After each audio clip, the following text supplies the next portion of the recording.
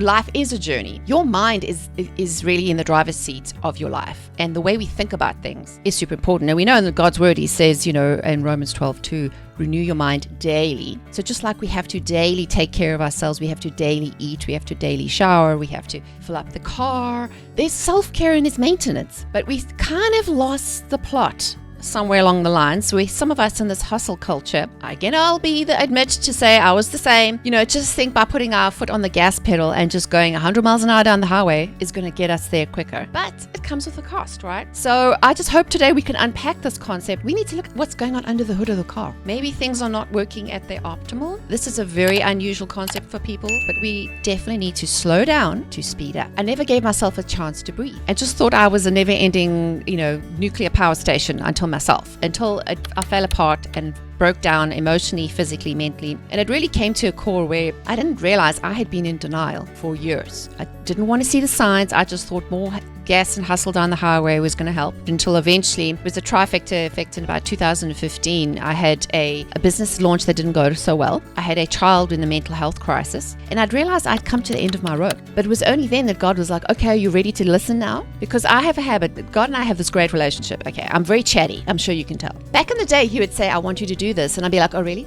Okay, so how are we going to get there? Should we go here or should we take this detour here? And he says, just enjoy the journey. I'm like, are you sure you know where we're going? Because I see there's a place we can do this thing. And maybe and then eventually he's like, you are the worst backseat driver ever. Like, hello, if you're going to give me the reins to your life, then how about you take your sticky fingers off the driver's seat and off the steering wheel? But he had to peel them off of me, and he had to wait. And God in his graciousness is a gentleman. He's never going to push you to do things you don't want to do. He's going to wait until you ask permission, give him permission, and humble yourself to say, okay, God, I need you. I'm a hot mess. Being in the swirl of just believing the things I thought were true, realizing that I was believing a lot of lies because I hadn't been presented. I hadn't been given a mirror to say, hey, you need to look at where you're at. And I distinctly remember one very audible voice where God said, it's time to be healed, to be well and to be healed. And I was like, oh, I didn't know things were broken. And I was like, well, there's the first indicator that something's up, right?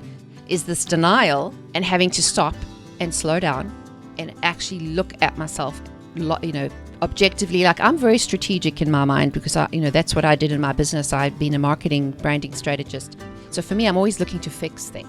But sometimes it gets to a stage where you can't actually physically do anymore. And it's only then that things started to shift, when I was really, made that intentional decision to stop and to really think about where I wanted to go instead of feeling like I was just a victim of circumstance. So, and it's a hard place to be because I'll admit, I had a lot of pride. I didn't want to share my air my junk in the trunk with what was happening in the past and like letting people know, because of course the whole veneer was everything's perfect, everything's fabulous. But everything ain't fabulous. And I think the more honest we can be with ourselves and with everyone else, and not to say you have to tell everyone your dirty secrets, okay? God knows that already. But I think he knows he wants to bring us to the mirror and to say, are you willing to look at them? Are you willing to address them? Are you willing to let them go? Because we cannot keep going forward with where we're at. And just like if you've ever had a bunch of crazy toddlers or kids in the back seat that keep asking, are we there yet? Are we there yet? Are we there yet? They're going to drive you absolutely crazy.